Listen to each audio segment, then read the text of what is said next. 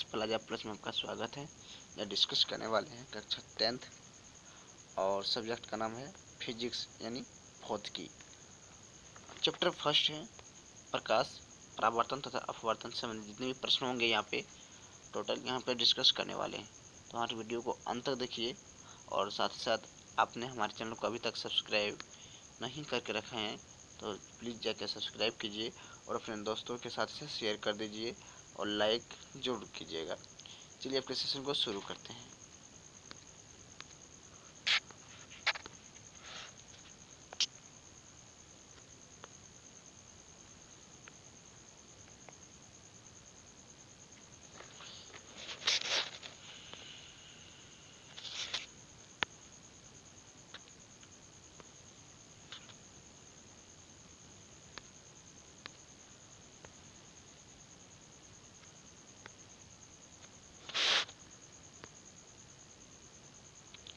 चलिए, निम्न में से कौन सा पदार्थ लेंस बनाने के लिए प्रयुक्त नहीं किया जा सकता?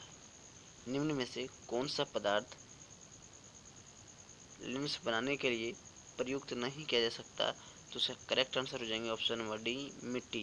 यानी मिट्टी को हम लोग क्या कर सकते हैं, लेंस बनाने के लिए प्रयुक्त में नहीं ला सकते हैं। तो उसका करेक्ट आंसर क्या हो जाएंगे ऑप्शन नंबर डी यानी मिट्टी। चलिए नेक्स्ट क्वेश्चन की ओर चलते हैं।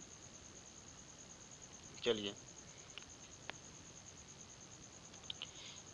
क्वेश्चन नंबर 2, एक उत्तल लेंस की क्षमता एक डायोप्टर है तो उत्तल लेंस की फोकस दूरी होती है।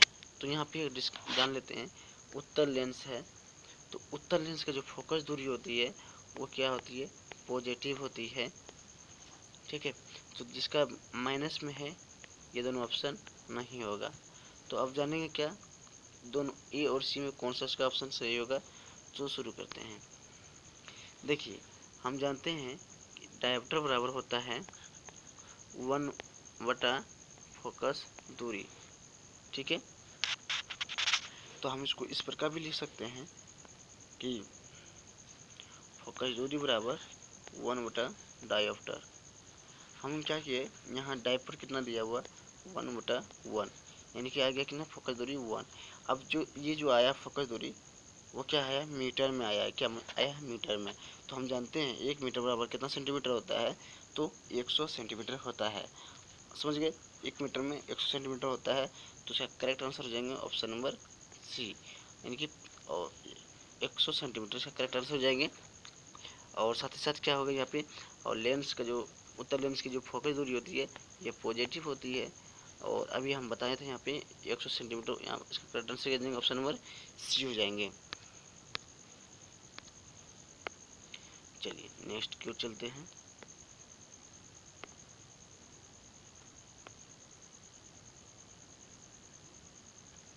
चलिए, किसी बिंब का वास्तविक तथा समान साइज, किसी बिंब का वास्तविक और समान साइज का प्रतिबिंब प्राप्त करने के लिए बिंब को उत्तल लेंस के सामने कहाँ रखनी चाहिए? बिंब को उत्तल लेंस के सामने कहाँ रखनी चाहिए? ठीक है, क्वेश्चन क्या है कि वास्तविक तथा समान साइज प्रतिबिंब प्राप्त करने के लिए बिंब को उत्तल लेंस के सामने कहाँ रखनी चाहिए? इसका करेक्ट आंसर हो जाएंगे ऑप्शन नंबर बी, फोकस दूरी की दुगुनी दूरी पर रखनी चाहिए। क्या होंगे, फोकस दूरी की दुगुनी दूरी पर रखनी चाहिए। ऑप्शन नंबर बी इसका करेक्ट आंसर हो जाएंगे। चलिए नेक्स्ट की ओर चलते हैं। चलिए क्या यहाँ पे दिया हुआ है, किसी गोलीय दर्पण तथा किसी पतले गोलीय लेंस, एक है यहाँ पे दर्पण और एक यहाँ पे लेंस है, दोनों की फोकस दूरी दिया है -15 सेंटीमीटर। तो इसमें क्या दर्पण तथा लेंस कौन सा होंगे? तो देखिए जिसकी फोकस दूरी नेगेटिव में दिया हुआ है, क्या दिया है, नेगेटिव में दिया हुआ। नेगेटिव फोकस दूरी किसकी होती है, तो अवतल दर्पण और अवतल लेंस दोनों का क्या होते हैं, फोकस दूरी नेगेटिव होती है। ठीक है, तो इसका करेक्ट आंसर क्या देंगे ऑप्शन नंबर ए, दोनों अवतल हो जाएंगे। क्या जाएंगे, दर्पण भी अवतल हो जाएंगे और अवतल लेंस भी हो जाएंगे। ठीक है, दोनों के आता है फोकस दूरी नेगेटिव में होते हैं। नेक्स्ट क्वेश्चन की ओर चलते हैं। चलिए बताइए, प्रकाश के अपवर्तन के कितने नियम है? तो इसका करेक्ट आंसर हो जाएंगे ऑप्शन नंबर 2, प्रकाश के अपवर्तन के 2 नियम है। चलिए नेक्स्ट क्वेश्चन चलते हैं। चलिए, प्रकाश के परावर्तन के कितने नियम है? तो इसका करेक्ट आंसर हो जाएंगे ऑप्शन नंबर 2 बी, यानी 2, यानी कि प्रकाश के परावर्तन के 2 नियम है। इसका करेक्ट आंसर क्या जाएंगे ऑप्शन नंबर, इसका करेक्ट आंसर हो जाएंगे ऑप्शन नंबर बी। चलिए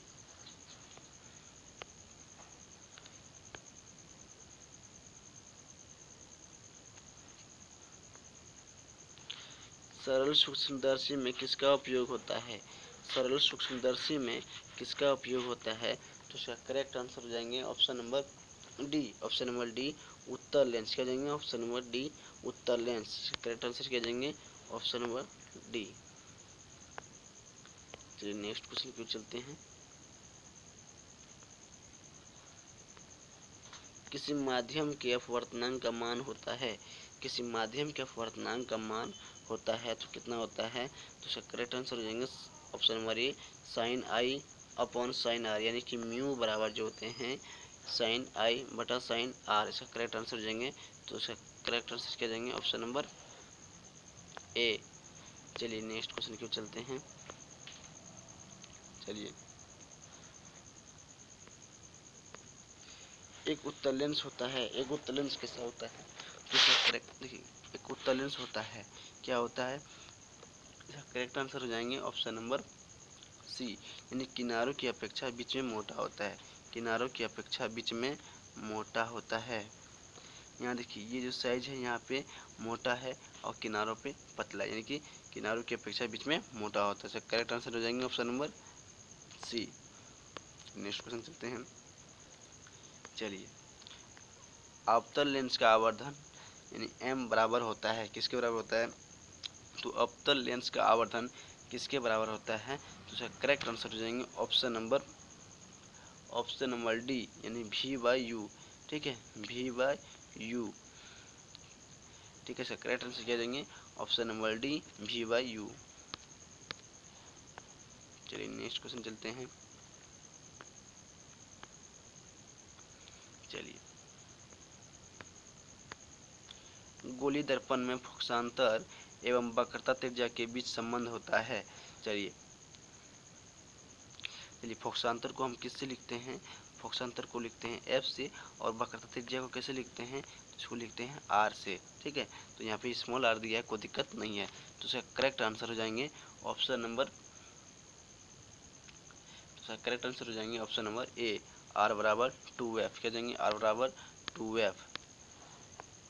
चलिए नेक्स्ट क्वेश्चन की ओर चलते हैं। निर्गत किरण एवं अभिलंब के बीच के कोण को कहते हैं? निर्गत किरण एवं अभिलंब के बीच के कोण को कहते हैं, क्या कहते हैं? तो इसका करेक्ट आंसर हो जाएंगे option number C, option number C, निर्गत कोण कहते हैं। क्या कहते हैं? निर्गत कोण कहते हैं।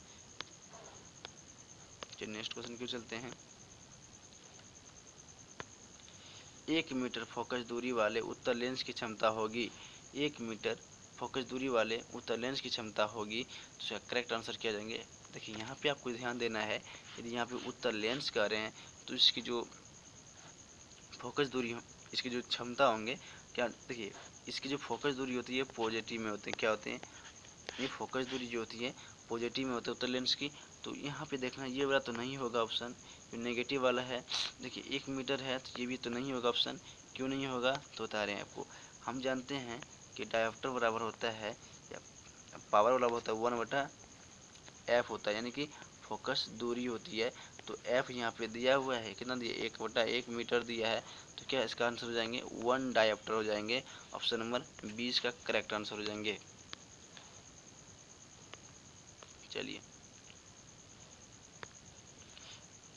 किसी अवतल दर्पण द्वारा काल्पनिक सीधा तथा आवर्धित प्रतिबिंब बनता है जब वस्तु स्थित होती है, कहाँ पे स्थित होती है?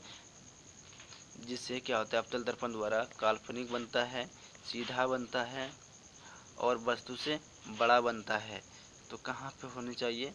वस्तु को, तो उसका करेक्ट आंसर हो जाएंगे ऑप्शन नंबर ए, यानी किस वस्तु को होना चाहिए दर्पण तथा उनके फोकस के बीच होनी चाहिए, यानी दर्पण तथा उनके फोकस के बीच किसी वस्तु का प्रतिबिंब क्या होते हैं, काल्पनिक, सीधा और आवर्धित बनता है। ठीक है, इसका करेक्ट आंसर क्या जाएंगे ऑप्शन नंबर ए।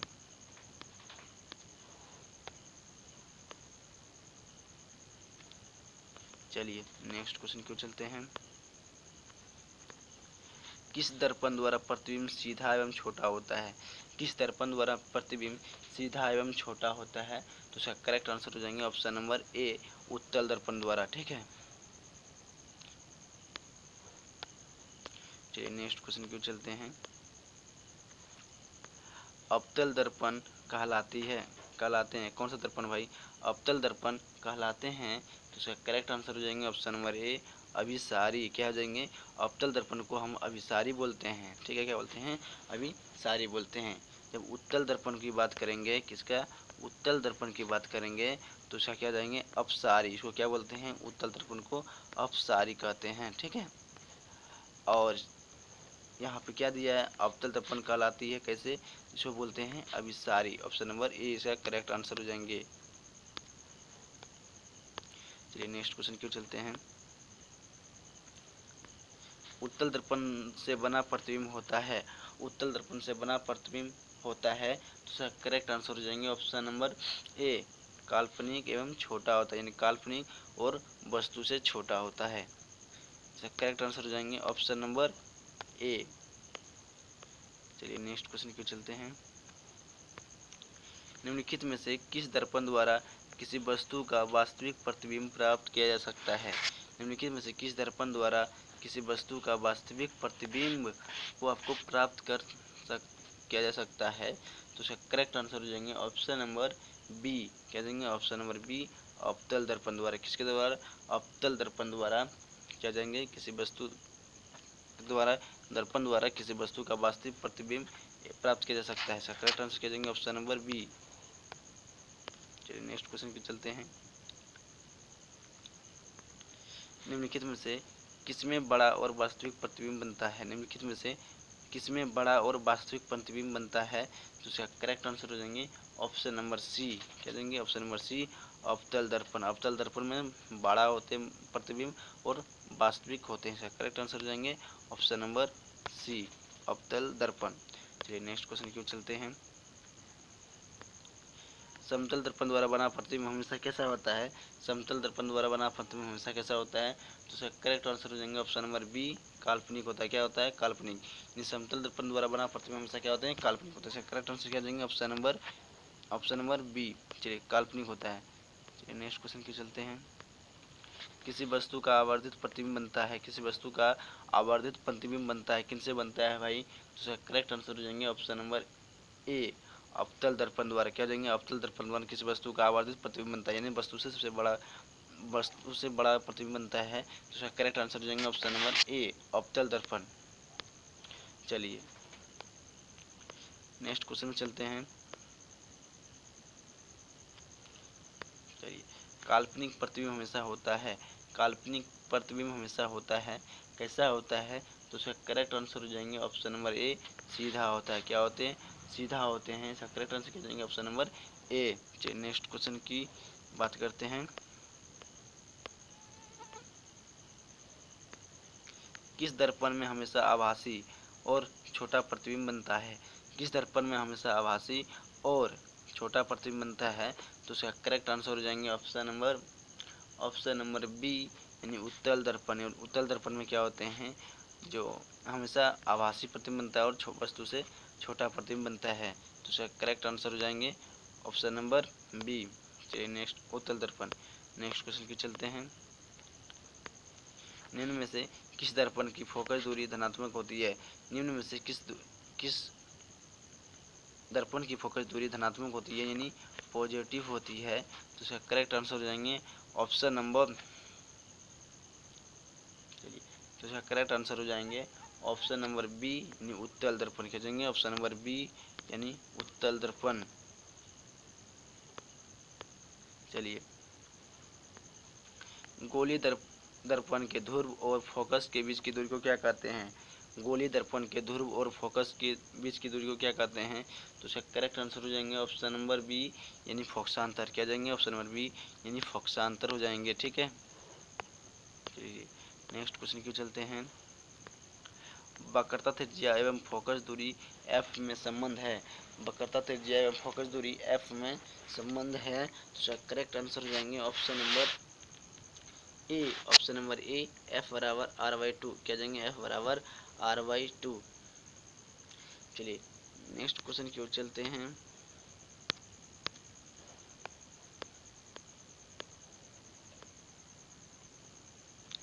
चलिए, हजामत बनाने के लिए प्रयोग में किया जाता है। हजामत बनाने के लिए प्रयोग में किया जाता है, किसका प्रयोग में किया जाता है? तो उसका करेक्ट आंसर हो जाएंगे ऑप्शन नंबर बी यानी अवतल दर्पण को। अवतल दर्पण का प्रयोग कहाँ किया जाता है? हजामती दर्पण के रूप में। इसका करेक्ट आंसर क्या जाएंगे? ऑप्शन नंबर बी अवतल दर्पण। चलिए नेक्स्ट क्वेश्चन को चलते हैं। चलिए, सोलर कुकर में प्रयोग किया जाता है। सोलर कुकर में प्रयोग किया जाता है, किसका प्रयोग किया जाता है? तो उसका करेक्ट आंसर हो जाएंगे ऑप्शन नंबर ए यानी अवतल दर्पण का। सोलर कुकर में किसका प्रयोग किया जाता है? अवतल दर्पण का। ठीक है,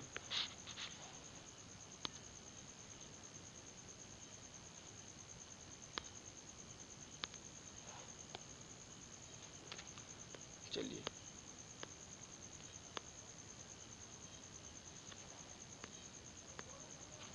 सर्च लाइट की परावर्तक सतह होती है।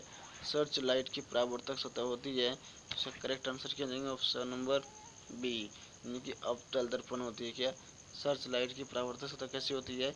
तो अवतल दर्पण की तरह होती है। इसका करेक्ट आंसर क्या जाएंगे? ऑप्शन नंबर बी अवतल दर्पण। के नेक्स्ट क्वेश्चन की चलते हैं और आज का ये अंतिम क्वेश्चन है। रोगियों की नाक, कान, गले एवं आदि की जांच के लिए डॉक्टर प्रयोग करते हैं किसको? किसको प्रयोग करते हैं? तो इसका करेक्ट आंसर हो जाएंगे ऑप्शन नंबर ए यानी अवतल दर्पण का प्रयोग करते हैं। ठीक है, आई होप आप समझ गए होंगे। आज का सेशन ये भी समाप्त करते हैं। यदि आपको हेल्पफुल लगा होगा तो आप हमारे वीडियो को अपने फ्रेंड सर्कल में से शेयर कीजिएगा, और यदि आपको और हेल्पफुल लगा होगा तो सब्सक्राइब कर लीजिएगा, उनसे लाइक भी कर लीजिएगा। और जितने भी क्लास 10 के रिगार्डिंग क्वेश्चन होंगे, वस्तुनिष्ठ प्रश्न, ऑब्जेक्टिव क्वेश्चन होंगे, सब यहाँ पे अपलोड कर दिए जाते हैं। और class 10th 11th and 12th और जो पॉलिटेक्निक की तैयारी करना चाहते हैं उसको भी वो अब भी इसे सब्सक्राइब कर लें, ताकि जितने भी अपडेट होंगे आपके पास मिल सकें। चलिए बहुत बहुत धन्यवाद।